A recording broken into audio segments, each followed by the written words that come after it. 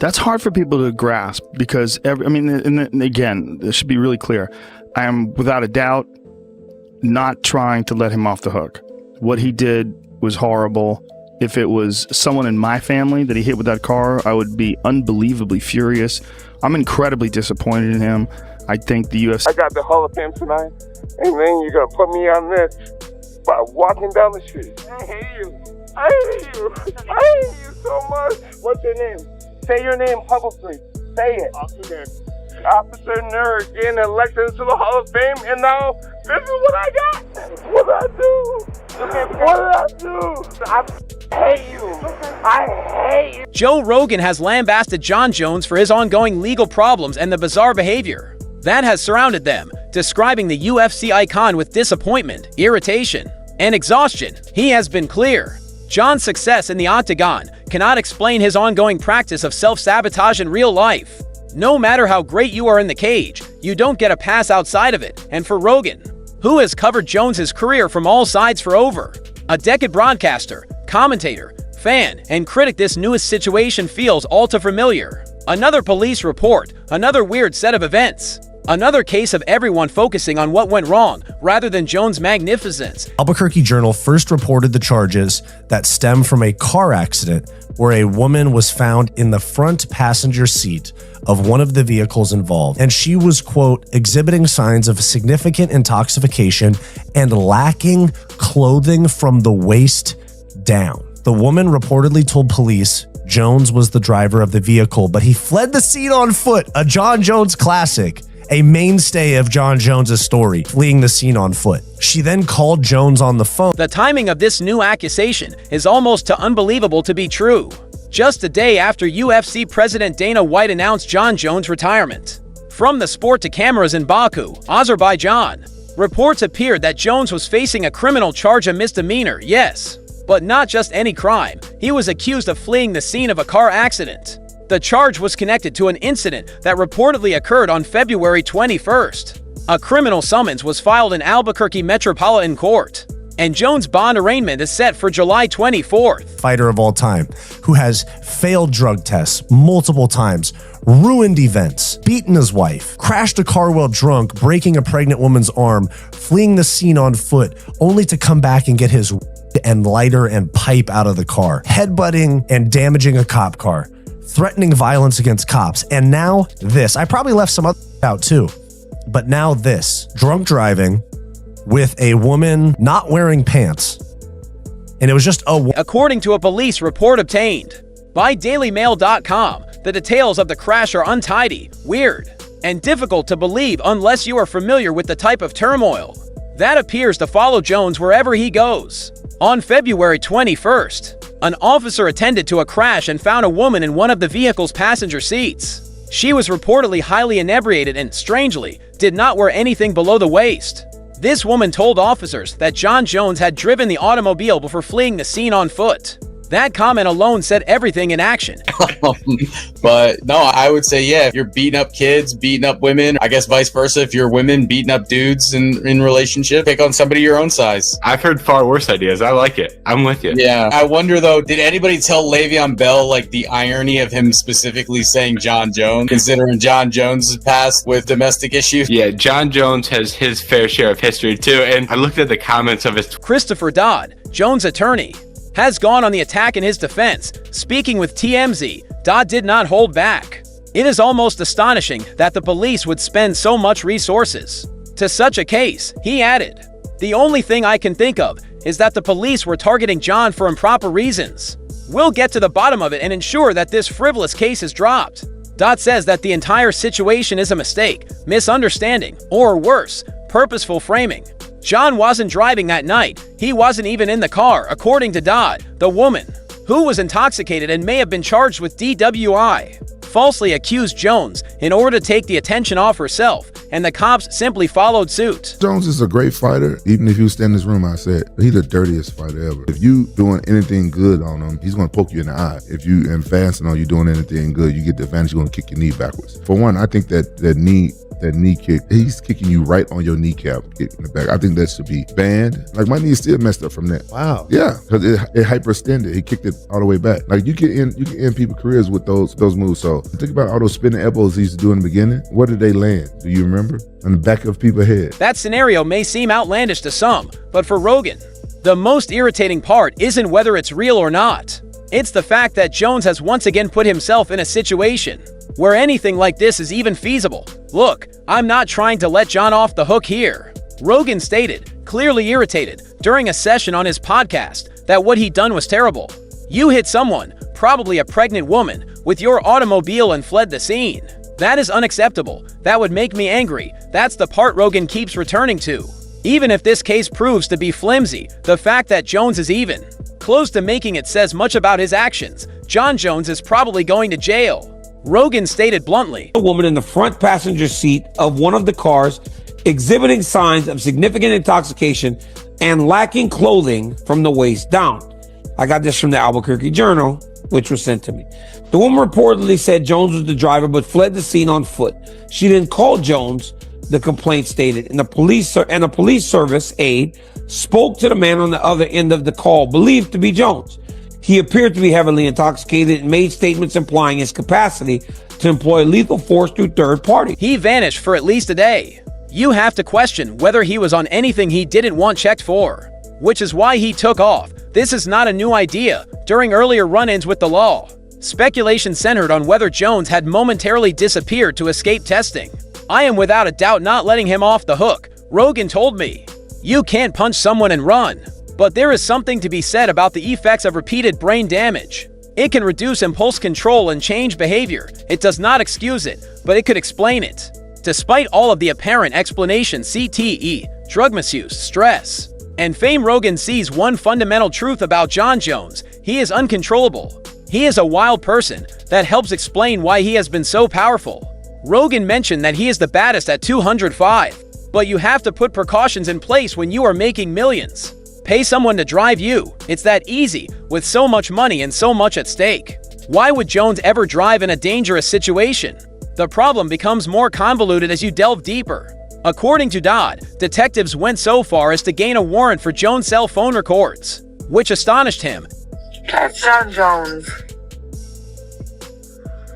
John Jones? Mm-hmm. He was the one driving the vehicle. But they don't waste their cases with just killing you on petty crimes. But they definitely listen to conversations like this, and some of them are bored enough to kill you.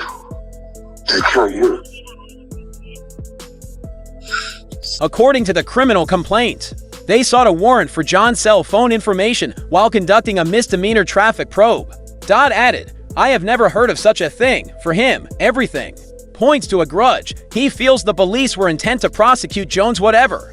But the police report paints a different, or at least more ambiguous, picture. One police officer claimed to have spoken with a man involved in the incident over the phone.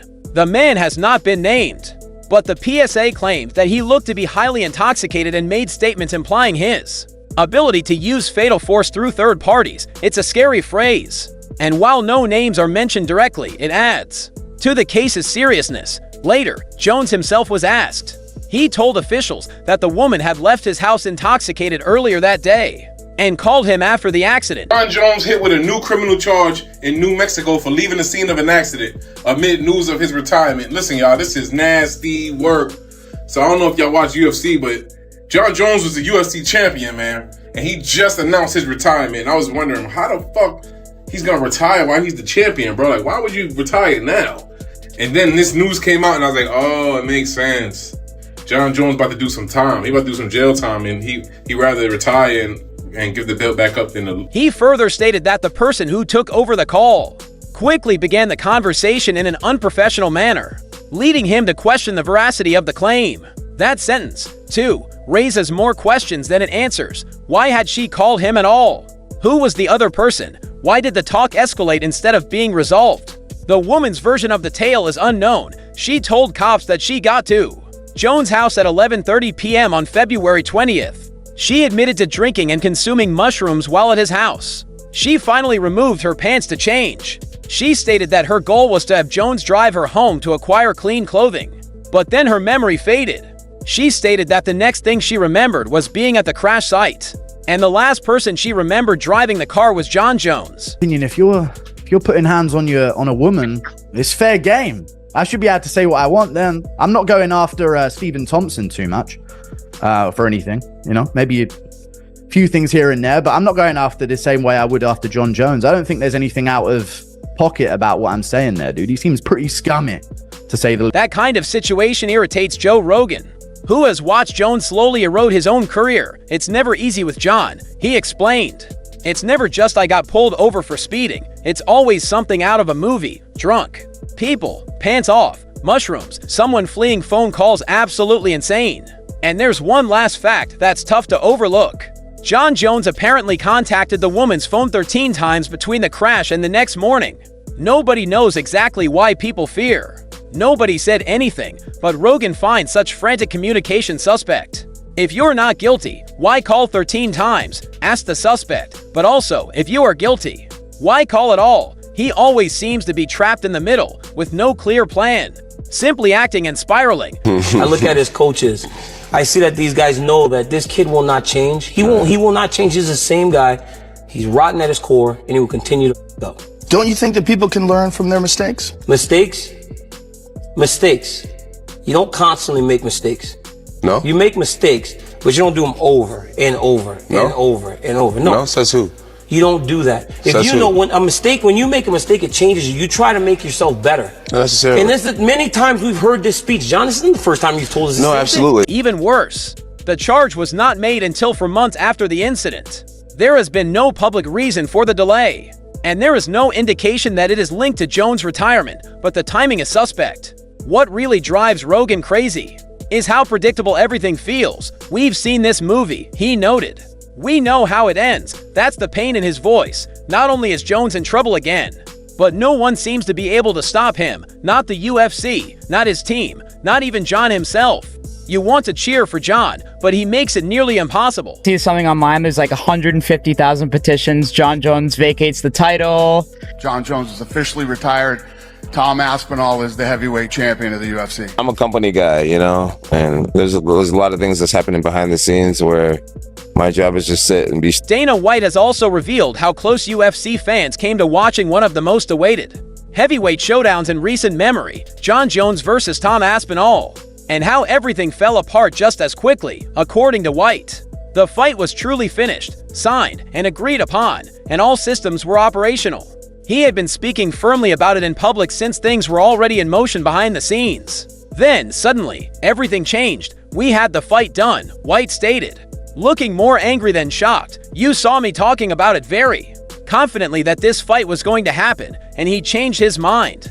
The change was not gradual or subtle, it was startling. Jones was one day ready to protect his heavyweight title, and the next he was announcing his departure from the UFC. And of course, it's been pretty interesting, all the stuff that John Jones has been saying to the media this week, and I'm sure there's more to come, but check out these. You're beating guys who aren't even champions, and you consider yourself a champion. He's not a champion. So John said, I need to fight more champions, but this is the problem I've got. John is the champion, and he won't fight me. And he says that he won't fight me because it's too much of a gamble.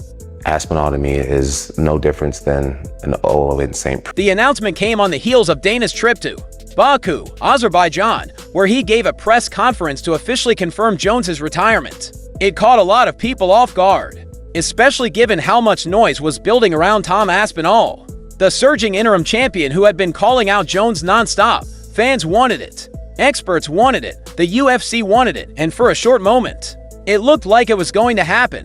Then came the twist just a day after the fluent. To be a fighter, you have to have a nasty side. True, to a degree. Yeah. I could beat 2 flyweights in a fight, Eddie Hall style.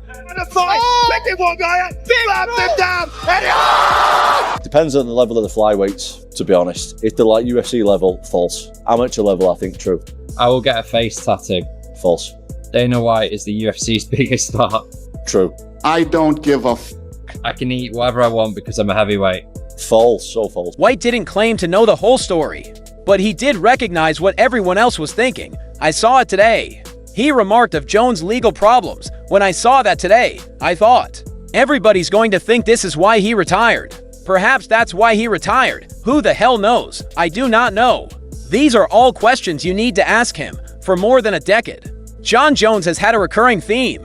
He does something unexpected, something wild happens behind the scenes, and the media is left trying to make sense of it while Jones retreats from the center. According to White, the retirement decision was not forced on him or anticipated. He simply called and started stating, "You know what? I suppose I'm finished. I want to retire. It has been a run. I appreciate everything." And that was all. My man, I'm excited to see you again. But you are still active. 10 years left. But you're still active. He said you got 10 years left, but you're still active. I'm done. He's having a great. He's like, I'm looking forward to seeing you again, Camille. You look great. Yeah, absolutely. Yeah. Let's do some business. The UFC still gave him the choice of thinking it over. He was highly certain that he wanted to retire, so we replied, "Why don't you sleep on it? If you wake up in the morning and feel the same way, but nothing changed the next day, the legal drama had already started to unfold. You never know what Jon Jones is going through. And then you wake up the next day with new criminal charges. Who knows? I'm not sure what went into this choice. You'll have to ask him if you meet him again. All I know is that he expressed a strong desire to retire, and I agree with him. It was a brutal punch for fans, especially those who had been anticipating Jones versus Aspinall. A generational talent versus the new monster. It wasn't just a fight. It was a symbolic passing of the torch, a warning that Jones was still the king. But now that Jon is gone, Aspinall stands alone as the undisputed UFC heavyweight king. While the biggest what-if of 2025 hangs in the air. Boss anyone, I'm just clearly letting people know my intentions. And whenever Dana wants me to fight is when I'll fight. As long as we can come to an agreement, I really want to make that clear. I don't want to go there with the word demand. Respectfully, Dana and I have been closer now than we've ever been before. I want to respectfully have a conversation with him and at least see eye to eye. Stephen A. Smith wasn't shy about sharing his thoughts on what happened during a part of ESPN's First Take. He chastised Jones not only for leaving, but also for doing so in such a way that fans missed out on a watershed event. What are we talking about in boxing? Smith wants us to complain about promoters and others interfering with our ability to watch fights when we choose. Jon Bones Jones is exactly this type of guy, according to Smith. Jones has to responses when things get tense. If you get on his nerves, he will either want to kick your ass, which he is fully capable of doing and does at an elite level, or he will say, "The hell with you. I'm not going to give you the privilege of fighting me." Smith's displeasure was clear. That's Jon Jones for you. That's Jon Jones. Absolute disgraceful piece of shit. Doesn't want to fight, doesn't care about the UFC, blames everyone else for asking them to fight the one guy that makes sense. Bro, what a dip. I hope this is addict, closeted. Handle it, and then leave if you want. But don't quit because, guess what? You aren't very interested in any fights. This guy irks you. So screw it. I am not going to give him the right to fight me. It's not about that. He highlighted that the choice should not be based on personal feelings, but rather on what the people desire. The audience out there that loves you and recognizes your undeniable greatness, we want to see how you treat this person. Then we find out, and I got a lot of questions here. Did he run from Tom? Is Jon Jones' biggest enemy himself? Basically running from the scene of a crime in a car. Jon Jones' biggest threat in the UFC and in life is Jon Jones. I've been saying this for a long time. Jon Jones' biggest enemy is himself. His demons. Evidently alcohol. Meanwhile, Dana White has stated that he plans to meet with Tom Aspinall at International Fight Week to figure out what comes next with Jones out. Aspinall's standing is greater than ever, and he now has full control of the heavyweight division, but that isn't the only topic of talk. Many in the sport are still trying to figure out where this moment fits into Jones' general career. What do you think about the general situation?